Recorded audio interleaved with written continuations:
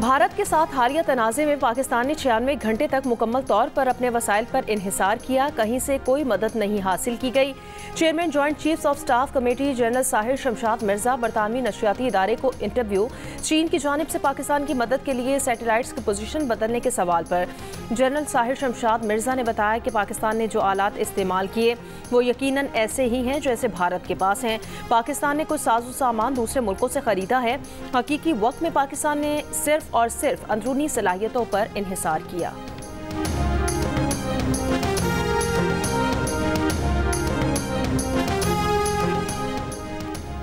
बिलावल भुट्टो जरदारी की जेर क़यादत पार्लिमानी वफ़द की अक़वाम मुत्तहिदा में अमरीका की कायम मकाम मुस्तकिल मंदूब ड्रोथी शिया से मुलाकात।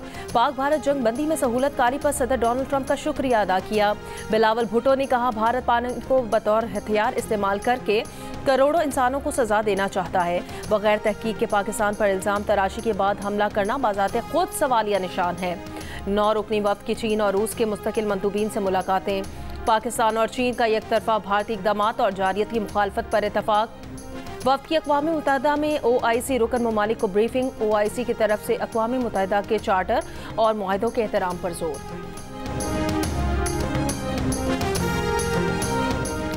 कराची की मलीर जेल से 200 से ज़ायद कैदी फरार। ज़लज़ले के बायस कैदियों को बैरिकों से बाहर बिठाया गया था। इस दौरान कैदियों ने हंगामा आराई की। जेल ज़राए के मुताबिक कैदियों ने पुलिस एहलकारों से असलहा छीना। पुलिस और कैदियों के दरमियान फायरिंग का तबादला हुआ।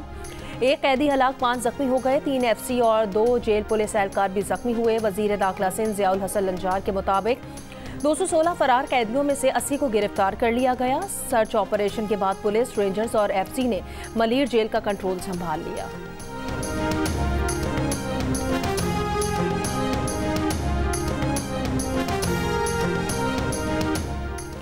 बाजोड़ के थाना लुई मामून पर दहशतगर्दों के हमले में SHO समेत 4 एहलकार जख्मी। बन्नू के मिरियान पुलिस स्टेशन पर नामालूम अफराद की हल्के और भारी हथियारों से फायरिंग। पुलिस की जवाबी फायरिंग पर हमलावर फरार हो गए।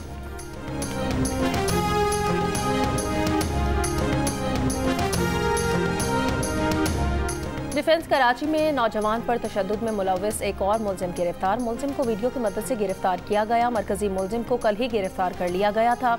मरकजी मुलजिम सलमान फारूकी, ड्राइवर और एक गार्ड पहले ही गिरफ्तार किए जा चुके हैं। मुतासिरा नौजवान से अब तक पुलिस का कोई राब्ता न हो सका।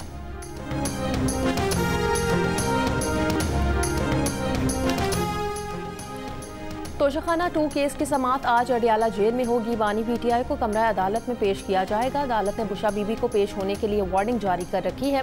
गुज़श्ता समाअत पर बुशा बीबी ने एहतजाजन कमरा अदालत आने से इनकार कर दिया था।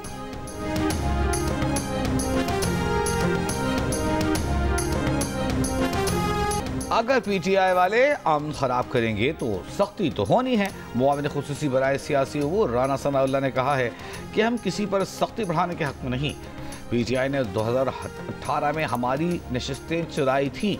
PTI वाले अगर दीवार से लगे हैं तो दीवार के साए में बैठकर बात करें। वज़ीर आज़म ने आज भी कहा कि PTI वालों के साथ बात करने को तैयार हैं।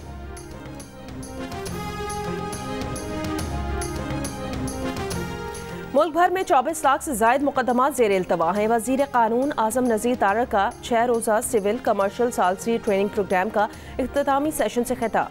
ट्रेनिंग में तमाम सूबों से अफसरान, जजेस और वकला ने शिरकत की। कहा, इतने मुकदमात के साथ चलना और बर वक्त इंसाफ फराहम करना आसान नहीं। कहा, पूरी दुनिया रिवायती अदालती निज़ाम से मुतबादिल फराहमी इंसाफ के ज़राए अपना रही है। सालिसी प्रोफेशनल जिम्मेदारी के साथ एक फरीज़ा भी है। 576 अफराद को बतौर सालिस अब तक ट्रेनिंग दे चुके हैं। पहले FBR और जुडिशल एकेडमी के साथ मिलकर सेशंस कर चुके हैं।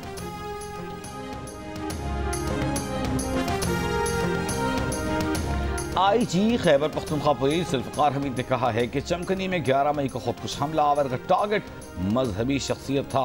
पुलिस ने खुदकुश हमला आवर को हदफ तक पहुंचने से काबिल हलाक किया। इस दौरान 2 पुलिस एहलकार शहीद हुए।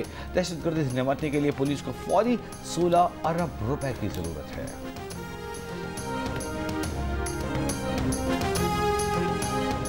भारत की अरबपति कारोबारी शख्सियत अमरीकी छानबीन की जद में। अमरीकी अखबार के मुताबिक अमरीकी महकमा इंसाफ भारतीय बिजनेसमैन गौतम अडानी के कारोबार से मुतालिक तहकीकात कर रही है।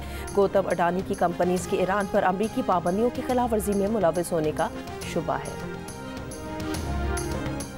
भारतीय प्रोफेसर ने मोदी हुकूमत के दुनिया की चौथी बड़ी मईशत बनने और जीडीपी ग्रोथ जापान से ज्यादा होने के दावे की कलई खोल दी। सूबे मुआशियात जवाहरलाल यूनिवर्सिटी के रिटायर्ड प्रोफेसर अरुण कुमार का कहना है कि भारतीय सरकार निजी शोबों को छोड़कर सिर्फ अवामी शोबों के महदूद आदादोशुमार से जीडीपी ग्रोथ दिखा रही है, जबकि मुल्क में बढ़ती महंगाई, बेरोजगारी, MCG, trade, leather goods sector समेत दूसरे अहम सेक्टर्स में तनज़्ज़ुली के बायस माहिरीन भी हुकूमती आदादोशुमार को गलत करार दे रहे हैं। IMF भी हुकूमती डेटा का इस्तेमाल करता है, इसलिए भारतीय सरकार के दावे में IMF का अंदाजा भी वजन नहीं डाल सकता। गजा पर इस्राएली फौज के हमले जारी, इमदाद लेते अफराद पर भी बमबारी, मजीद 40 फलस्तीनी शहीद। अक़वाम मुत्तहिदा के इमदादी मराकज़ पर इस्राएली फायरिंग की तहकीकात का मुतालबा। इमदादी एजेंसीज की भूखे प्यासे फलस्तीनियों पर इस्राएली बमबारी की शदीद मज़म्मत। इमदाद की तकसीम के लिए आलमी इदारा खुराक ने गजा तक रसाई मांग ली। बरतानवी वज़ीर आज़म सर कीयर स्टारमर का कहना है गजा की सूरत हाल बदतर होती जा रही है, इमदाद की फौरी और मुकम्मल रसाई यकीनी बनाई जाए।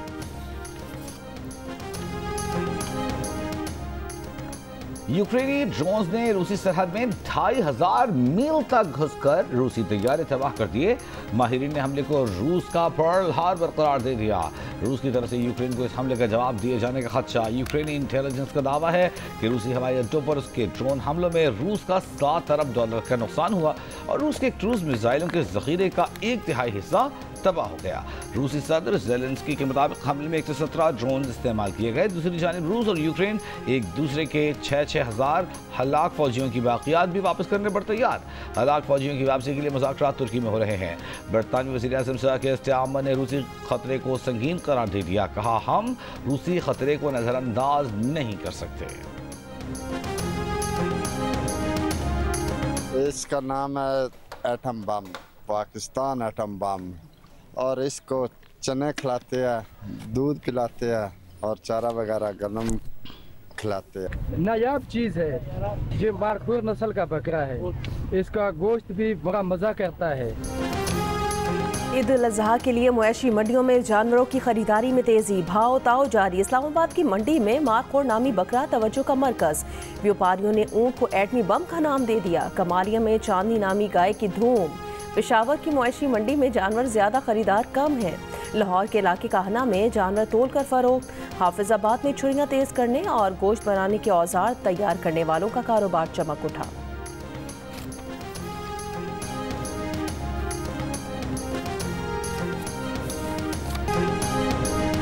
और फूलनगर के नवाही इलाके जंबर में खड़ी खाली बसों में आग भड़क उठी।